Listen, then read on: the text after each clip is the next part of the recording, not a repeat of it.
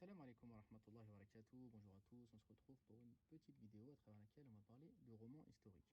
Donc vous allez vous dire, mais qu'est-ce qui se passe chez Al-Bayyinah en ce moment? On parle que de romans? Non, pas du tout. Al-Bayyinah continue de proposer toutes sortes de livres avec des approches totalement différentes, que ce soit des livres purement théoriques, des livres de spiritualité, des livres d'histoire, des livres de dogme, des livres de jurisprudence. Bref, un panel riche et varié. Mais il est vrai que les romans ont pour avantage de nous permettre de découvrir donc des parties de l'histoire ignorées ou d'aborder l'éthique islamique sous un angle plus décontracté, qui demande moins de concentration et qui permet finalement d'aborder donc des questions tout aussi intéressantes.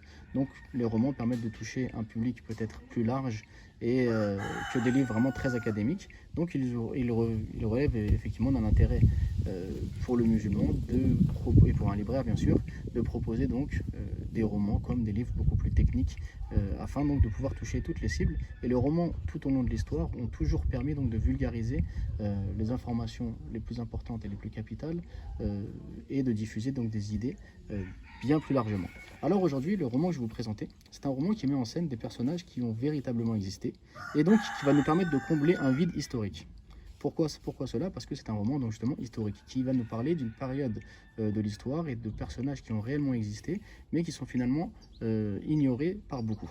Donc en fait, la plupart d'entre nous, je pense, n'ont pas entendu parler de cette personne qui s'appelle Shajarat ad-Dur et qui en fait a vécu donc durant la 7e croisade. Donc cette personne était en fait une esclave qui est devenue par la suite la femme préférée du fils du sultan d'Égypte, El-Kamil. Et ce fils, qui à la mort de son père, doit donc se rendre en Égypte pour lui succéder, emmène avec lui donc la seule de ses femmes qui est sa préférée, donc Shajarat ad-Dur, et laisse les autres là-bas. Sauf que quelques années plus tard, alors que son mari As-Salih Ayyub se retrouve à Damas, c'est elle qui organise la défense de l'Égypte, qui est alors attaquée par les troupes de Louis IX, qu'on appelle plutôt Saint-Louis.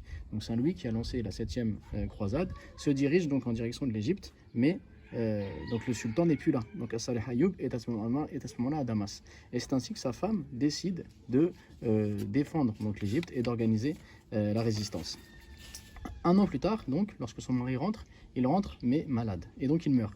Afin de ne pas affoler les troupes, Shajarat ad-Dur décide de dissimuler son décès, de cacher sa mort et de continuer donc de défendre l'Égypte en souhaitant justement ne pas inquiéter les troupes pour pas que le moral baisse et que finalement donc les croisés puissent avoir le dessus.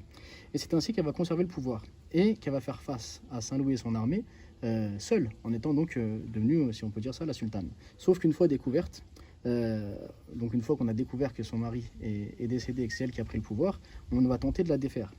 Mais étant donné que celui qui va chercher à prendre le pouvoir n'est pas connu des Égyptiens, il n'arrivera pas. Les Mamelouks ne vont pas le laisser et vont au contraire porter cette femme au pouvoir et même la proclamer reine des musulmans. Alors, étant donné que ce n'est pas quelque chose d'habituel dans l'histoire de l'islam qu'une personne, donc une femme, soit sultane, ça va forcément faire des vagues. Et face à la pression du calife abbasside, elle va se marier à un homme qui s'appelle Al-Mu'izz ad-Din, qui héritera donc du pouvoir. Sauf qu'en réalité, elle restera la sultane, elle continuera de garder le pouvoir, au point même que ça va déplaire à son mari. Et puisque ça va déplaire à son mari, il va essayer de l'éliminer. Sauf que elle, étant donc au courant de son plan, va décider plutôt de l'éliminer lui. Et c'est ainsi qu'elle va réussir donc à l'éliminer.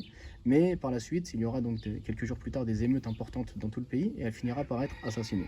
Donc finalement, c'est une histoire extrêmement riche, une histoire donc réelle, d'un moment peu connu de notre histoire. Et donc notre auteur qui s'est distingué avec pas mal de livres, en particulier son livre sur l'Andalousie, nous livre donc un récit historique bouleversant, très intéressant et qui va nous emmener donc dans la 7e croisade, qui va nous permettre de découvrir donc l'armée de Saint-Louis, de découvrir les Mamelouks et de découvrir surtout cette femme héroïque qui a réussi à défendre donc l'Égypte de ses attaques extérieures et qui a été donc la sultane pendant certes une petite période, mais une période qui est trop peu connue. Et donc je vous invite tous à acquérir le livre et à découvrir donc cette riche histoire.